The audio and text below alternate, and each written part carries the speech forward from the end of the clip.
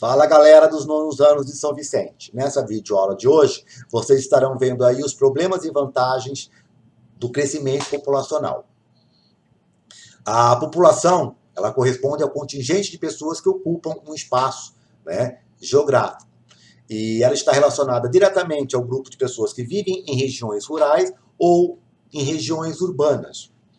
Nós dividimos também, nós classificamos população absoluta e população relativa. Mas o que é isso? O que é população absoluta e o que é população relativa? O número de habitantes de um determinado espaço geográfico recebe o nome de população absoluta. Então, por exemplo, o total de habitantes que vive no Brasil, população absoluta. O número de habitantes por quilômetro quadrado recebe o nome de população relativa. Então, assim, na região sudeste do Brasil, quantos habitantes por quilômetro quadrado vivem aqui? A gente diz que essa é a população relativa da região sudeste. Se você pega a região norte, a gente tem aí um vazio demográfico. Então, o número de habitantes por quilômetro quadrado diminui muito. Nem todo país populoso é povoado. E nem todo país povoado ele é populoso. Então, a gente classifica dessas duas formas. O Japão ele é um país onde tem uma população absoluta grande e tem uma população relativa também grande. Você pega os Estados Unidos. Os Estados Unidos, ele é um país populoso, uma população absoluta muito grande, porém ele é um país pouco povoado. A sua população relativa por quilômetro quadrado está mal distribuída, então tem muito espaço ainda a ser ocupado. E dentro do crescimento populacional, ou crescimento aí vegetativo, ocorrem funções de duas variáveis. O saldo entre as taxas de natalidade e mortalidade e o saldo entre o número de imigrantes e imigrantes. Mas o que significa esse saldo? A quantidade de pessoas que nascem durante um período e, nesse período, a quantidade de pessoas que morrem. Então, quando faz esse saldo, você tem aí um saldo positivo ou um saldo negativo. Para saber aonde cresce mais, aonde cresce menos, se é negativo o crescimento populacional ou se é positivo. Temos o quadro que aparece agora, que são os países aí mais populosos do mundo. A China vem em primeiro, com mais de 1 bilhão e 300 milhões de habitantes, seguido pela Índia. Os Estados Unidos está na terceira classificação e o Brasil está em quinta. Então, assim, esse crescimento populacional do planeta passou a ser denominado, no século XX, de explosão demográfica ou baby boom. Quer dizer, a população crescia muito, porque já em 1850, a Terra já atingia o seu primeiro bilhão. E a China já era um país muito populoso. Em 1950, o planeta atinge 2,5 bilhões. Em 2018, nós atingimos 7,5 bilhões. Mas esses 7,5 bilhões, como que eles estão distribuídos dentro do planeta? Eles estão mal distribuídos, de forma desigual. Tem áreas muito populosas do planeta e tem áreas totalmente despovoadas. Mas por que isso acontece? Por que essa distribuição ela não é igual? Porque é má distribuída. Aí tem fatores naturais ou físicos, históricos, socioeconômicos, o clima, que são os naturais ou físicos, interfere muito, o tipo de solo, o relevo. Então, ele inibe aí a permanência do homem em um determinado território, se esse território ele não tem condições do homem sobreviver. Tem as questões históricas, que é a Revolução Industrial, quer dizer, áreas muito industrializadas, que detêm de indústrias, de comércio, de educação, de lazer e cultura, ela atrai a população. E áreas que faltam isso, na verdade, elas expulsam a população. A população busca áreas onde possa ter melhores condições de vida. Mais da metade da população do planeta se encontra no continente asiático. Porém, só na China e Índia, 1/3 da população mundial vive nesses dois países.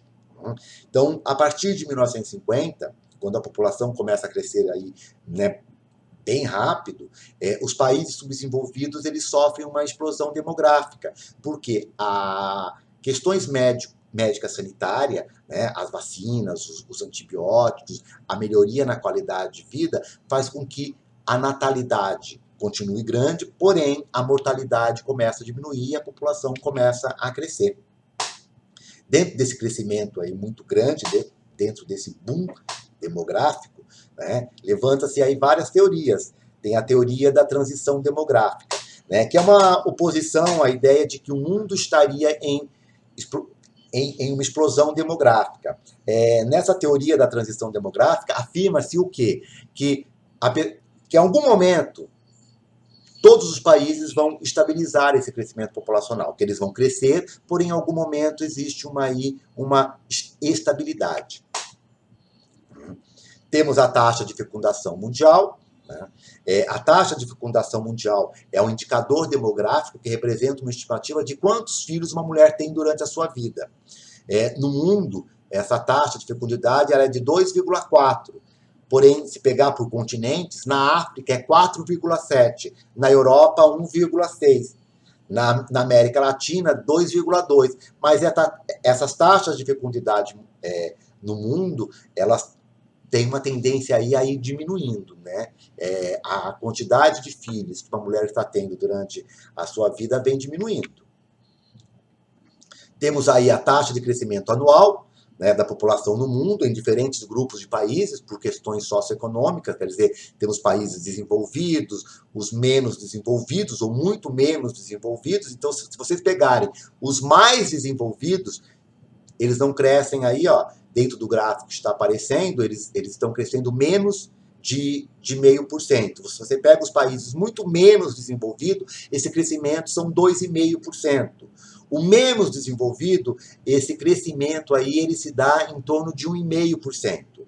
E no mundo, o crescimento da taxa anual populacional, ela se dá acima de 1%. Então, nesse gráfico, vocês têm uma noção de como cresce nos países desenvolvidos e como cresce nos países subdesenvolvidos. Dentro dos estudos, né, da evolução do crescimento da população mundial, a gente divide isso em 3 fases. Nós temos a primeira fase, que é lá no século XVIII, onde o crescimento era lento. As taxas de natalidade elas eram bastante elevadas, porém o crescimento demográfico ele era baixo em razão das taxas de mortalidade. Quer dizer, nascia-se muito, porém morria-se muito também. Na segunda fase, nós temos um crescimento mais rápido, quer dizer, o crescimento demográfico se dá por elevadas taxas de natalidade, mas uma redução na mortalidade, devido aí à melhoria nas condições médico-sanitárias e de alimentação. Quer dizer, quando melhora a questão médica e o acesso ao alimento, a população deixa de morrer. E na terceira fase, que ela é um crescimento já moderado, você já tem aí uma estagnação demográfica, ela ocorre um crescimento baixíssimo em razão da redução das taxas de natalidade e de mortalidade. Então, tanto a mortalidade quanto a natalidade diminui muito, sobretudo pelos avanços médicos e pelas melhorias nas condições de vida. Temos aí o mapa mundi que está aparecendo para vocês sobre a densidade demográfica. Então, vocês podem observar que tem países muito densos povoamento, né? Quer dizer, tá muito povoado, e tem países pouco povoados. Você pega aí o Japão, você pega a Índia, a Itália, são países muito povoados. Você pega o Canadá, um país pouco povoado, tem grandes vazios demográficos. Você pega a Rússia, o Brasil tem áreas muito povoadas e tem áreas pouco povoadas. Então, esse é um gráfico aí, esse mapa mundi, ele apresenta a densidade demográfica mundial. Temos as concepções sobre a população, que é a lei de Malthus, ou malthusianismo, né? Thomas Malthus, ele nasce no século XVIII, na Inglaterra, e ele levanta aí sobre estudos do crescimento populacional, ele faz uma relação entre o crescimento populacional e a capacidade de produção alimentar. Então ele diz que a produção alimentar lá no século XVIII crescia de forma aritmética. 1, 2, 3, 4, 5.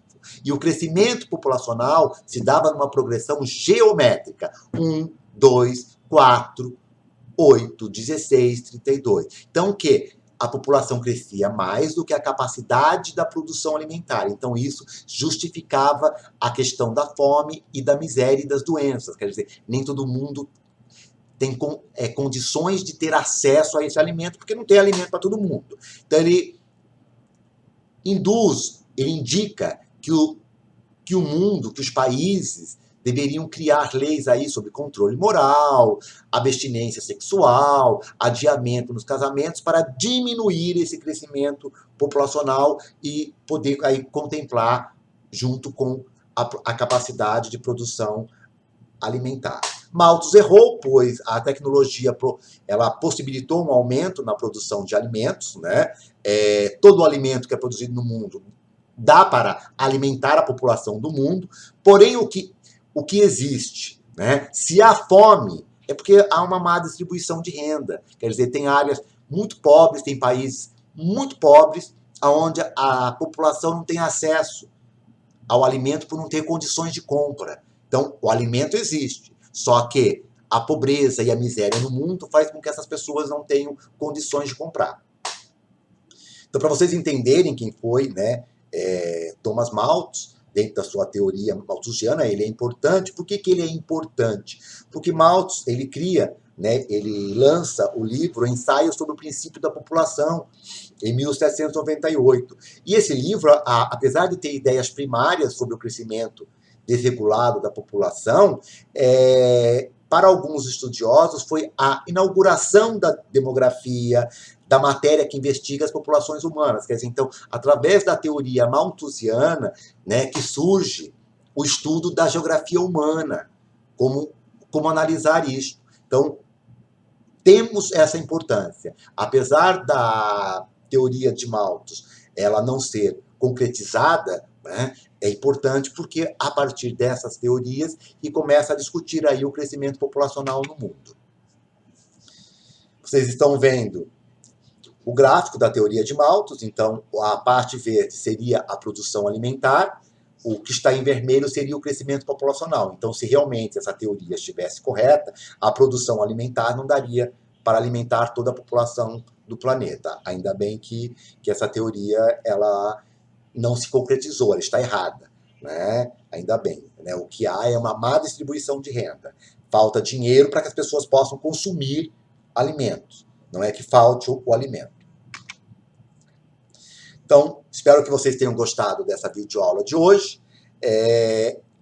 Essa videoaula sobre população mundial, ela vai ser importante para as próximas aulas, onde nós vamos estar vendo as desigualdades sociais que existem na Europa, na Ásia e na Oceania. A gente vai estar estudando a população e as condições, né, sociais desses continentes. Então, isso é importante para vocês poderem linkar aí, né, com as próximas videoaulas.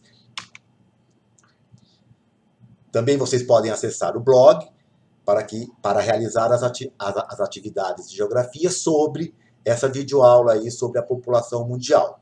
Então, até a próxima videoaula.